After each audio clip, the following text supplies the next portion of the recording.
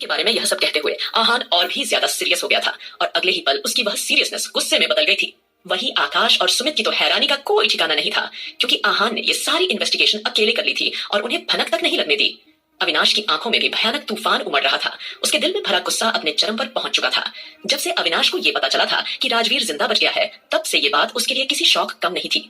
उसी वक्त टाइगर और अबीर राठौर, जो कि एक साथ राजवीर के ठिकाने पर गए थे, वो वहां पहले अविनाश से मिले और अविनाश को अबीर की सिचुएशन बारे में भी पता चला।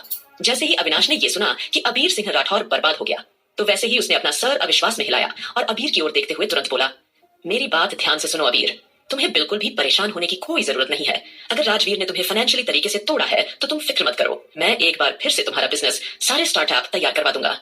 अबीर अविनाश की इस बात पर थोड़ा सा इमोशनल हो गया था। फिर उसने किसी तरह खुद को संभालते हुए कहा, अविनाश भाई, मुझे इस बात से कोई फर्क नहीं पड़ता है कि मेरे पास जमीन, ज्यादा प्रॉपर्टी, बैंक बैलेंस है या नहीं है, लेकिन मेरे पिता के पास अभी भी इतनी प्रॉपर्टी है कि मैं बिना कुछ करे भी आराम से बैठकर खा सकता हूँ। सो डोंट यू वरी, मुझे इस बात की कोई टेंशन नहीं है। ये बोलकर अबीर अविनाश की तरफ देख के हल्का सा मुस्कुराया, फिर अपनी बात जारी रखते हुए बोला, फिलहाल आहान ने आप सबको जो कुछ कहा है बिल्कुल ठीक कहा है। जब आहान ने टाइगर को इन्वेस्टिगेशन करने के लिए भेज रहा था, तो अबीर ने भी उसके साथ जाकर सारी स्थिति के बारे में पता लगा लिया था, क्योंकि इस बार वो राजवीर के मामले बिल्कुल भी गलती नहीं करना चाहते थे। क्योंकि इस बार न केवल उन्हें राजवीर जिंदल से लड़ना था, बल्कि ब्लैक डेविल यानी सम्राट और साथ ही साथ अरमान सिंघानिया से भी लड़ना था। तो इस सिचुएशन को वो किसी भी कीमत पर हल्के में नहीं लेना चाहते थे। वहीं दूसरी ओर रौनक एंजल से मिलकर काफी ज्यादा खुश हो गई थी, क्योंकि एंजल कितने ही सारे गिफ्ट्स रौनक की बेटी के लिए लेकर आई थी, जिसे देखकर रौनक का चेहरा खुशी से चमक उठा था। उसे एंजल से अपनेपन का एहसास हो रहा था। फिलहाल वहीं मारिया भी काफी ज्यादा खुश नजर आ रही थी। मां बनने के बाद उसे एक अलग ही तरह की फीलिंग का एहसास हो रहा था, जिससे उसका स्वभाव भी थोड़ा बदला बदला सा लग रहा था। जब मारिया एक वो छोटी बच्ची थी जिसका इस दुनिया में होना ना होना किसी के लिए कोई मायने नहीं रखता था, तब अरमान ने अगर मारिया को नहीं बचाया होता तो न जाने मारिया आज कहां होती। फिलहाल मारिया अपने बेटे को बार बार प्यार से निहार रही थी और उसे बेहद ही प्यारी फीलिंग आ रही थी और उसके होठों पर एक सुकून भरी मुस्कुराहट थी। फिलहाल वहीं दूसरी ओर अपनी बातें कंप्लीट करने के बाद आहान बिना वहां रुके सीधा किचन में चला आया था। तब आहान को किचन में देखकर नानी माँ हैरानी से चौंक गई और इस वक्त नानी माँ अपनी आंखों के सामने मारिया और रौनक के लिए खाना तैयार करवा रही थी। और नानी माँ की फरमाइश पर आज शेफ ने बेहद हल्का सा मसाले वाला खाना तैयार करवा दिया था, जिसे देखकर आहान आश्चर्य से चौंक गया और नाराज होते हुए बोला, नानी माँ, ये क्या है? आपने इस मूंग की दाल की खिचड़ी में इतना ज्यादा तड़का क्यों लगाया है? ये तो किसी रेस्टोरेंट की मसालेदार खिचड़ी लग रही है। ऐसा लग ही नहीं रहा कि आपने रौनक के लिए फिकी दाल तैयार करवाई है। आहान के सवाल करने पर नानी माँ थोड़ी सी ठिठकी, फिर जवाब में नानी माँ ने हाँ में मुंडी हिला दी। अरे बिटवा, तुम तो जानते हो ना अपनी हवा हवाई को, खाने पीने के मामले में कितनी ज्यादा बदमाश है। उसी ने फरमाइश करी है। नानी माँ, अगर आपने इस बार थोड़े से मसाले और तड़के वाली दाल मुझे नहीं लाकर दी तो मैं खाना नहीं खाऊंगी। तो बस रौनक बिटिया की फरमाइश है तो हमें तो पूरी करनी पड़ेगी ना बेटा, इसलिए मैं उसके लिए ये दाल बनवा रही हूँ। मैं उसे भूख थोड़ी ना रख सकती हूँ। ये बोलकर नानी माँ मुस्कुराई। नानी माँ का जवाब सुनकर आहान हैरानी से उस मसाले वाली दाल को देखने लगा, जिससे उसके एक्सप्रेशंस बदल गए। फिर वह एकदम से बोला, नानी माँ प्लीज आप थोड़ा सा साइड हटिए, मैं खुद उसके लिए खाना तैयार करूंगा। वही नानी माँ हैरानी और अविश्वास भरी नजरों से आहान को देखती रह गई। इससे पहले कि वो कुछ सोच पाती, आहान ने फटाफट से बिना तड़के के केवल उबली हुई हल्दी और नमक में बनी हुई मूंग दाल की खिचड़ी रौनक के लिए तैयार कर दी और खुद ही उसे वहां से लेकर जाने लगा। और जब नानी माँ ने उसे रोकना चाहा, तब आहान एकदम से बोला, नानी माँ, वो आपके सामने जिद करेगी, लेकिन मेरी बात आसानी से मान जाएंगी। मैं खुद ही उसे ये खिलाकर आऊंगा, डोंट यू वरी। ये कहते हुए वो फटाफट से वहां से चला गया। वहीं एंजल ने जैसे ही आहान को वहां देखा तो वह मुस्कुराते हुए खड़े होकर बोली, आइए ना आहान भैया, अब आप अपनी बेबी को अपने हाथों से खाना खिला लीजिए, तब तक मैं बाकी सबसे मिल लेती हूँ। ये बोलकर एंजेल मुस्कुराते हुए वहां से चली गई और तब आहान फटाफट से आगे आया और रौनक को बिना किसी एक्सप्रेशन के देखकर बोला, ये लो, और अब तुम्हें ये खाना पूरा फिनिश करना है। आहान को वहां देखते ही रौनक खुश भी थी, नर्वस भी, उसे डर भी था, कहीं कुछ सपना तो नहीं। लेकिन जैसे ही रौनक ने उसके हाथ में उबली हुई दाल देखी तो उसका दिमाग पूरी तरह से झल्ला गया। वह थोड़ी इरिटेट आवाज में बोली, ये सब क्या है? मैंने तो नानी माँ से कहा था कि मुझे पीने के लिए कम से कम तड़का लगाकर दाल दें। ये फिकी दाल मैं और नहीं पी सकती। हर 2 घंटे बाद मुझे उबली हुई दाल पीनी पड़ रही है, इसमें बिल्कुल भी टेस्ट नहीं है। अब मैं इतना फिका फिका खाना और नहीं खा सकती, क्योंकि रौनक ने प्रेगनेंसी में इतनी सारी टेस्टी टेस्टी चीजें खाई थी कि उसका दिल एक बार फिर से अच्छी अच्छी टेस्टी चीजें खाने को कर रहा था। और वो ये फिका उबला हुआ खाना बिल्कुल नहीं खाना चाहती थी, और स्पेशली आहान के हाथों से तो बिल्कुल भी नहीं, क्योंकि आहान ने अभी तक उससे कोई प्रॉपर कॉन्वर्सेशन किया ही नहीं था। इसलिए उसे आहान पर काफी गुस्सा आ रहा था। फिलहाल आहान ने रौनक की बातों को पूरी तरह से नजरअंदाज कर दिया था और देर न करते हुए उसे अपने हाथों से खाना खिलाना शुरू कर दिया। और बिना रौनक की मर्जी के उसे अच्छी तरह से खाना खिलाने के बाद आहान अब बिना कुछ कहे वहां से बाहर चला गया। जिसे देखकर रौनक को और भी ज्यादा हैरानी हुई, क्योंकि वो सोच रही थी कि आहान ने अभी तक अपनी बेटी को नहीं देखा था, केवल हॉस्पिटल में एक ही बार उसे गोद में लिया था, लेकिन उसके बाद उसने अपनी कोई प्रतिक्रिया नहीं दिखाई थी। तो ये सोचते हुए रौनक का दिल पूरी तरह से भर आया था। वहीं टाइगर स्टडी रूम की मीटिंग खत्म करने के बाद मारिया के पास जाना चाहता था। वह अपने बेटे से मिलने के लिए खुद को रोक नहीं पा रहा था। जैसे ही उसने देखा कि आहान अपने हाथों से रौनक को खाना खिला रहा है, तो वो अब थोड़ा सोच में पड़ गया।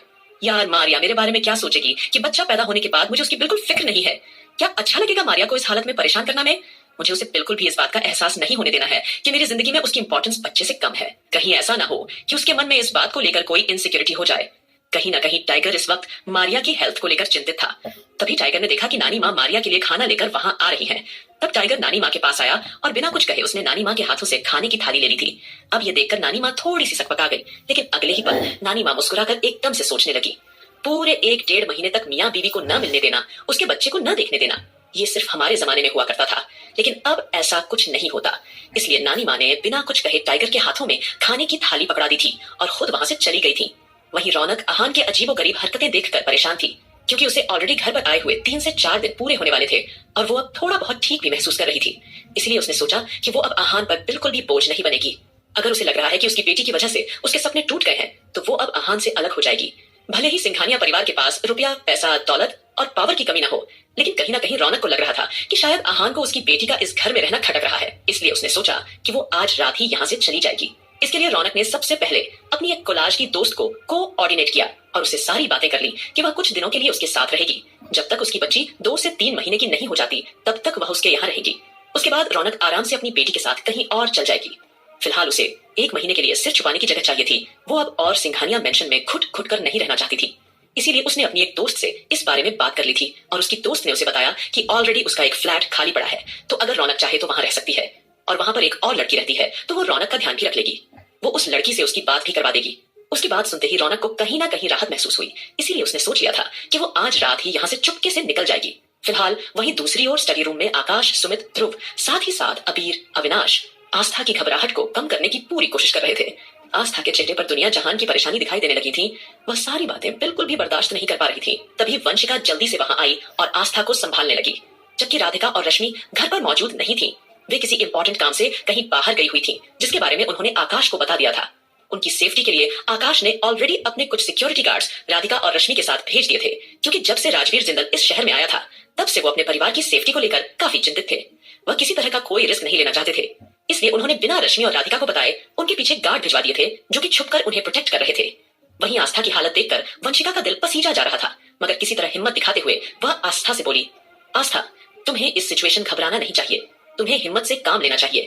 और मेरी एक बात ध्यान से सुनो, अगर राजवीर जिंदल ने हमारा बनाया हुआ एंटीडोट चोरी करवाया है, तो इसका मतलब साफ है कि हमने जो एंटीडोट बनाया था वो काफी हद तक ठीक बनाया था। जरा सोचो, अगर वो एंटीडोट खराब होता तो राजवीर भला उसे चोरी क्यों करवाता? क्या तुम लोगों ने इस बारे में सोचा? तो मुझे लगता है हमें प्रोफेसर साहब के होश में आने का इंतजार करना चाहिए और उनकी गाइडेंस में हम एक बार फिर से वह एंटीडोट तैयार करवा सकते हैं। वंशिका का सुझाव सुनकर आस्था ने उसे कंफ्यूज होकर देखा, जैसे उसने कुछ गलत सुन लिया हो। अचानक आस्था के चेहरे पर ऐसे एक्सप्रेशन आ गए जैसे वह कुछ समझने की कोशिश कर रही थी। उसने अपना मन कठोर करते हुए जवाब दिया, नहीं, हम बिल्कुल भी ज्यादा देर नहीं कर सकते हैं, क्योंकि जिस तरह से संजना रिएक्ट कर रही थी, उसे देखकर साफ पता चल रहा था कि काफी सारे ऐसे राज हैं जो संजना हमसे छुपा रही है। लेकिन मुझे अब कुछ ना कुछ ऐसा करना होगा जिसके बाद मैं डार्क विला जा सकूं, और अब वहां जाकर मैं खुद ही वो एंटीडोट लेकर आऊंगी। अब जैसे ही आस्था ने अपना मन मजबूत करते हुए ये शब्द कहे, वैसे ही अविनाश घबराई आवाज में उस पर बरस पड़ा। ये कैसी बातें कर रही हो तुम? इतनी खतरनाक जगह जाने के बारे में तुम सोच भी कैसे सकती हो? राजवीर जिंदल कोई आम इंसान नहीं है, वो लोग जानवर हैं, जानवर, और उनकी मानसिकता पूरी तरह से विकृत है। वो विकृत मानसिकता वाले आदमी हैं, उनका मुकाबला करना तुम्हारे बस की बात नहीं। आगे क्या होगा इस कहानी में जानने के लिए सुनते रहिए तेरे इश्क में सिर्फ पॉकेट FM पर। क्या कोई सोल्यूशन निकाल पाएंगे? आस्था की इतनी समझदारी की बात सुनकर आज पहली बार तभी अविनाश तड़पते हुए बोलता, राजवीर जिंदल कोई आम इंसान नहीं है, वो जानवर है, जानवर, और उनकी मानसिकता पूरी तरह से विकृत है। वो सब विकृत मानसिकता वाले आदमी हैं और उनका मुकाबला करना तुम्हारे बस की बात नहीं। अब आगे अविनाश की बातों पर अबीर भी ने सहमति में सिर हिलाया और उसकी हाँ में हाँ मिलाते हुए बोला, अविनाश बिल्कुल ठीक कह रहा है बटरफ्लाई, तुम्हें इस तरह का रिस्क नहीं लेना चाहिए। और वैसे भी ये बात पूरी तरह से राज है कि आखिरकार ब्लैक डेविल है कौन। तुम्हें याद है अरमान से दुश्मनी करते वक्त जब मैं उसके खास आदमियों को मारकर डेविल किंग बना था, उस वक्त भी उस ब्लैक डेविल ने अरमान को बर्बाद करने में सीक्रेटली मेरी मदद की थी। अब जैसे ही अबीर ने अचानक ये रहस्य बताया, तो सब लोगों के चेहरे पर अविश्वास के भाव साफ दिखाई देने लगे थे और उनकी आंखें आश्चर्य से फटी की फटी रह गई थी। तभी आस्था अपनी नम आंखों से अबीर को देखकर पूछती है, मतलब? मैं आपकी बात का मतलब नहीं समझी। आप कहना क्या चाहते हैं? क्या उस वक्त आपने ब्लैक डेविल को देखा था? कैसा दिखता है वह? है कौन वो ब्लैक डेविल? उसकी कुछ तो पहचान होगी। आस्था के उस सवाल ने अबीर को एक पल के लिए हैरान और परेशान कर दिया था और अगले ही पल अबीर कुछ सोचते हुए बोला, उस वक्त मेरी उससे मुलाकात तो नहीं हो पाई थी, लेकिन हाँ, अमरेश रायचंद उससे जरूर मिला था और उसी ने ही मेरी बात उससे करवाई थी। इतना ही नहीं, अरमान के खास आदमियों को भी उसी ने ही मरवाया था। बस उसने मुझसे ये कहा था कि मैं किसी को भी ब्लैक डेविल के बारे में भनक लगने ना दूं कि उसके इशारे पर यह सब कुछ हुआ है, इसीलिए उस वक्त मैंने अपना नाम लिया था। अबीर की बात ने आस्था को और परेशान कर दिया था। आस्था ने एकदम से सोचा, इसका मतलब वह ब्लैक डेविल शुरू से ही अरमान जी के खिलाफ कोई प्लानिंग कर रहा था। वो इतना खतरनाक हो सकता है, इसका तो हमें अंदाजा ही नहीं था। अगर उस ब्लैक डेविल ने एक बार फिर हमारे अंश को अगवा करने की कोशिश की तो नहीं नहीं, इस बार मैं ये दर्द बर्दाश्त नहीं कर पाऊंगी। जो इंसान घर के अंदर इतनी टाइट सिक्योरिटी के बीच अरमान सिंघानिया के बेटे को अगवा कर सकता है, वो कितना खतरनाक हो सकता है, इसका एहसास सभी को हो रहा था। तभी आस्था एकदम से ध्रुव की तरफ देख के पूछने लगी, ध्रुव जी, अब अरमान जी को होश आने में कितना समय लगेगा? ध्रुव ने हताशा से सांस लेते हुए कहा, भाभी, अरमान भाई की हालत दिन ब दिन खराब होती जा रही है। भले ही वो हमारे सामने कुछ जाहिर न करें, लेकिन आज मैंने उनके जो टेस्ट किए हैं उनसे साफ पता चल रहा है कि वो काफी चिंतित और स्ट्रेस में है। वो कुछ कह नहीं रहे, लेकिन अंदर से पूरी तरह शॉक में है। और सबसे बड़ा शॉक तो उन्हें इस बात का लगा है कि आप आस्था रघुवंशी हैं। इस पर आस्था की आंखें नम हो गई थी। वो उदास मन से दबी हुई आवाज में बोली, हमें समझ नहीं आ रहा कि हम करें तो करें क्या। हमें अच्छी तरह पता है कि वो इतनी देर तक शांत नहीं बैठेंगे। वो जरूर सारी सच्चाई जानने की पूरी कोशिश करेंगे। अब जब उनकी यादें ही उनके पास नहीं है तो उनके लिए ये सिचुएशन काफी अजीब हो गई होगी। वो इस बारे कितना सोच रहे होंगे, वह क्या करे। हम जानते हैं वो बेचैन है। उन्हें लगता है हम सब मिलकर उनसे बहुत कुछ छुपा रहे हैं, लेकिन हम जो भी रहस्य उनसे छुपा रहे हैं उनके भले के लिए ही छुपा रहे हैं। इस वक्त उनका अपने दिमाग पर ज्यादा जोर देना बिल्कुल ठीक नहीं है। फिलहाल आस्था ने देखा कि अविनाश इस वक्त कितना ज्यादा टेंशन में है, इसलिए उसने खुद को संभालते हुए धीरे धीरे गहरी सांसें ली और शांत लहजे में बोली, अविनाश भैया, आप बहुत दूर का सफर करके आए हैं, आप थक गए होंगे, काफी देर हो चुकी है, प्लीज आप जाकर थोड़ा आराम कर लीजिए। हम इस बारे में सुबह डिस्कस कर सकते हैं। जब हमारा माइंड रिलैक्स होगा तभी हम इस मामले का कोई सोल्यूशन निकाल पाएंगे। आस्था की इतनी समझदारी की बात सुनकर आज पहली बार अबीर उसे ध्यान से देखने लगा था। आस्था हर तरह से परफेक्ट थी, सच बोलना जानती थी, बुराई के खिलाफ लड़ना जानती थी और अपने पति के लिए कितनी प्रोटेक्टिव थी, ये बात अबीर से छिपी नहीं रही थी। आस्था के बारे में कुछ सोचते हुए अबीर गहरी सांस भरकर मुस्कुराया और उसके मन में एक अजब सी गर्माहट पैदा हुई। फिर वो एकदम बोला, अच्छा अविनाश भाई, अगर आपको बुरा न लगे तो क्या मैं आपसे कुछ पूछ सकता हूँ? अचानक अबीर की बात सुनकर सभी लोग आश्चर्य से चौंक गए। सबको लगा कि शायद वो कोई खतरनाक प्लान या कोई सोल्यूशन बताने वाला है। तभी अबीर ने हल्की सी मुस्कुराहट के साथ एक्साइटमेंट में पूछा, क्या आपकी कोई और बहन है जो मेरे लिए ठीक हो, जिससे मैं शादी कर सकूं? इस पर सभी का चेहरा हल्का सा बदल गया। सब हैरानी और अविश्वास भरी नजरों से उसे देखने लगे। वहीं ध्रुव और वंशिका के चेहरे पर मुस्कान आ गई और आस्था भी इस बात पर हल्का सा मुस्कुराई। जवाब में अविनाश ने उसे न समझी में घूरा और सवाल किया, मतलब तुम कहना क्या चाहते हो? अबीर ने रिस्पेक्टफुल अंदाज में जवाब दिया, मतलब अगर तुम्हारी कोई कजन बहन हो तो बता देना। मुझे लगता है कि तुम्हारी दूर की बहन में भी कम से कम 10% आस्था जैसी क्वालिटी तो होगी ही, उससे भी मेरा काम चल जाएगा।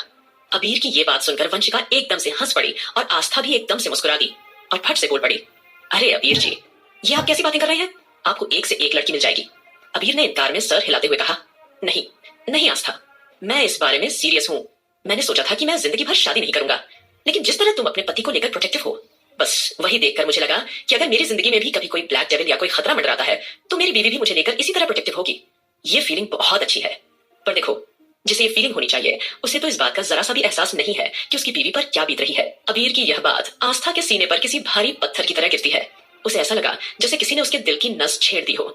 वही अविनाश इस बात पर एकदम से रिएक्ट करते हुए बोला, अगर ऐसी बात है तो मैं जरूर कोशिश करूंगा कि तुम्हारे लिए कोई अच्छी लड़की ढूंढ सकूं, पर तुम वादा करो कि तुम मेरी पसंद की लड़की से ही शादी करोगे। अब जैसे ही ये शब्द अविनाश के मुंह से निकले, वैसे ही अबीर की आंखें खुशी से चमक उठी थी और वो एकदम से एक्साइटेड होकर बोला, ये भी कोई पूछने की बात है यार, बस वो तुम्हारी बहन जैसी हो। अबीर का जवाब सुनकर सभी हल्का हल्का मुस्कुरा दिए थे और माहौल में छाई टेंशन कुछ हद तक कम हो गई थी। तभी आस्था दबी हुई आवाज में एकदम से बोली, हम अरमान जी के पास जाते हैं, हो सकता है कि उन्हें हमारी जरूरत हो। ये बोलकर कर आस्था बिना किसी की बात सुने वहां से निकल गई थी, लेकिन उसके जाने के बाद अबीर एकदम सीरियस एक्सप्रेशन के साथ बोला, हमें कुछ ना कुछ करके अपनी पूरी टीम को तैयार करके पूरे के पूरे डार्क विला पर हमला करवा देना चाहिए। हो सकता है कि उसके बाद हम उन लोगों को अपने काबू में करके जबरदस्ती एंटीडोट हासिल कर सके। जैसे ही अबीर ने अपना यह सुझाव दिया, वैसे ही आकाश और बाकी लोग उसे ऐसे देख रहे थे मानो किसी बेवकूफ को देख रहे हो। जिस पर अबीर एकदम हड़बड़ाते हुए बोला, अरे आप लोग मुझे इस तरह क्यों देख रहे हैं? मैं तो सिर्फ अपना प्लान आप लोगों के साथ शेयर कर रहा था। तभी अविनाश ने उसे गंभीर आवाज में जवाब दिया, तुम अच्छी तरह जानते हो कि राजवीर जिंदल कोई आम आदमी नहीं है। अगर उसकी जगह कोई और आम आदमी होता तो अब तक केवल टाइगर अकेला ही जाकर उसका सफाया कर चुका होता। और अगर राजवीर जिंदल एक बार फिर हमारी जिंदगी में वापस आया है तो कुछ सोच समझकर पूरी प्लानिंग के साथ ही आया होगा, और शायद इस बार वो इतनी आसानी से हमारी जिंदगी से नहीं जाएगा। हमें राजवीर जिंदल के लिए कोई अलग प्लान बनाना होगा जिससे सांप भी मर जाए और लाठी भी ना टूटे। वहीं दूसरी ओर आस्था सीधा अरमान के पास जा पहुंची थी। अरमान मिनी हॉस्पिटल में अभी भी अनकॉन्शियस स्थिति में था। उसकी आंखें बंद थीं, जिसे देखकर आस्था का दिल छलनी हो गया और उसकी आंखें भर आईं। वो अब बेचैन होकर सोचने लगी कि न जाने मेरे हंसते खेलते परिवार को किसकी बुरी नजर लग गई। उसका पति उसे कितना प्यार करता था, लेकिन शायद अब उस प्यार को किसी की नजर लग गई है। ऊपर से संजना पनौती उसकी जिंदगी में आ गई है। इस वक्त आस्था को अरमान पर बहुत ज्यादा तरस और प्यार आ रहा था। न जाने उसे क्या हुआ। देर न करते हुए वो अरमान के पास जाकर बैठ गई और उसके माथे को चूम लिया और वहीं मिनी हॉस्पिटल में उसके बेड पर उसके पास लेट गई। उधर रौनक घर से भागने की पूरी तैयारी कर चुकी थी। वो पूरे घर में सबके सोने का इंतजार कर रही थी। उसने सोचा जैसे ही घर के सारे लोग शांत होकर अपने अपने कमरों में चले जाएंगे तो उसकी थोड़ी देर बाद वो अपनी बेटी को साथ लेकर वहां से निकल जाएगी। उसने सारी तैयारी कर ली थी। इतना ही नहीं, सिंघानिया मैंशन से थोड़ी दूरी पर उसने अपनी फ्रेंड को भी बुला लिया था, जो वहां रात में आने के लिए तैयार हो गई थी। वही दूसरी ओर इतने बवाल और बेइज्जती के बाद संजना कहीं और नहीं, सीधे अपने घर जा पहुंची थी और वहां जाकर उसने अच्छे खासे घर को तोड़ फोड़ करके कबाड़ा कर दिया था। उसने सपने में भी नहीं सोचा था कि आस्था का इतना बड़ा और मजबूत बैकग्राउंड होगा, जिसे जानकर संजना को मन ही मन बहुत चुभन हो रही थी। आस्था के बैकग्राउंड ने उसके गुस्से को और ज्यादा हवा दे दी थी। संजना का दिल और दिमाग दोनों इस वक्त अशांत थे। उसने नहीं सोचा था कि उसके साथ ऐसा कुछ हो जाएगा। कहां तो उसका प्लान था कि वो आस्था को अरमान की जिंदगी से बाहर निकाल फेंकेगी, लेकिन आज जिस तरह आस्था ने अरमान के सामने उसकी बेइज्जती करवाई थी, उससे उसका तन बदन गुस्से में जल रहा था। उसका बस चलता तो वह सबके सामने अपनी आंखों की ज्वाला से आस्था को जलाकर भस्म कर देती। कहीं ना कहीं वो सोच रही थी कि अरमान की याददाश्त जाने के बाद अगर वह उसे अपने प्यार के जाल में फंसा लेगी तो अरमान पूरी तरह से उसका हो जाएगा। अरमान की अकड़ और उसके जिद्दीपन की वजह से संजना उसके करीब नहीं जा पा रही थी, लेकिन अब उसे ऐसा लग रहा था अरमान उसके हाथों से फिसलता जा रहा है। संजना गुस्से और जलन में पागल हो रही थी और वो खुद से बड़बड़ाई, मैंने सोचा था कि आस्था को अरमान की जिंदगी से बाहर फेंक दूंगी, लेकिन लगता है कि जब तक आस्था की जान नहीं जाएगी तब तक वो अरमान की जिंदगी से नहीं जाएगी। अब मैं किसी की नहीं सुनूंगी। अब चाहे राजवीर जिंदल का प्लान आस्था को लेकर कुछ भी हो, पर अब मैं आस्था की जान अपने हाथों से लूंगी और उसे हमेशा हमेशा के लिए अपने रास्ते से हटा दूंगी। यह कहते हुए संजना का चेहरा भयानक लगने लगा था। वहीं सिंघानिया मैंशन में पूरी तरह सन्नाटा पसरा हुआ था, क्योंकि आस्था मिनी हॉस्पिटल में थी तो आहान ने अंश की जिम्मेदारी ले ली थी, ये कहते हुए कि वो पूरी रात उसे संभाल लेगा। वैसे भी अंश एक दो बार फीड करता था और बोतल से दूध पीकर आसानी से सो जाता था, तो इसलिए आज रात भी वह आहान के साथ था। लेकिन इसी बीच अरमान ने अचानक आंखें खोल दी। उसकी आंखों में सावधानी थी। अरमान को जैसे ही अपने शरीर पर किसी का स्पर्श महसूस हुआ तो वो एकदम चौंक गया। उसने देखा कि आस्था उसके पास लेटी हुई है। वो अचानक रुक गया और कुछ देर तक आस्था के चेहरे को निहारता रहा और मन ही मन सोचने लगा, पता नहीं मेरी यादों के साथ किसने छेड़छाड़ की है। उस अबीर सिंह राठौड़ की बातों से लग रहा था कि मैं इस लड़की को लेकर बहुत पॉजिटिव था। क्या ये लड़की मेरी जिंदगी में इतनी इंपॉर्टेंस रखती थी? क्या मैं इसे इतना प्यार करता था? और अब मुझे इसके इतने करीब होना इतना अच्छा क्यों लग रहा है? क्यों दिल चाहता है कि ये हमेशा मेरे आसपास रहे? पता नहीं क्यों बिना यादों के मैं इतना अकेलापन क्यों महसूस कर रहा हूँ। इस लड़की का बैकग्राउंड इतना स्ट्रांग है और मैंने इसके कैरेक्टर पर कितने इल्जाम लगाए। इसे लालची कहा, लेकिन इसने एक बार भी नहीं कहा कि इसके पास तो पहले से ही मुझसे भी ज्यादा जमीन जायदाद है। इस वक्त अरमान का दिमाग जोड़ तोड़ में लगा हुआ था। वो जानता था कि ज्यादा सोचने से उसकी जान को खतरा हो सकता है। उसने गहरी सांस ली और मन ही मन खुद से बुदबुदाया, भले ही किसी ने मुझे नहीं बताया कि मेरी तुमसे किन हालतों में शादी हुई थी, लेकिन बहुत जल्द मैं अपनी शादी की सारी सच्चाई का पता लगा कर रहूंगा। और अगर तुम पहले से ही इतनी अमीर थी तो तुमने मुझे एक बार भी बताना जरूरी क्यों नहीं समझा? इतने सारे सवाल हैं जिनके जवाब सिर्फ तुम ही मुझे दे सकती हो। अरमान मन खुद से ही सवाल जवाब कर रहा था कि तभी उसे अचानक बाहर से किसी के कदमों की आहट सुनाई दी। तब अरमान एकदम से सतर्क हो गया। उसने आस्था को हल्का सा अपने से दूर किया और उठ खड़ा हुआ, और जैसे ही वो बाहर गया उसकी आंखें हैरानी से फैल गई। आगे क्या होगा इस कहानी में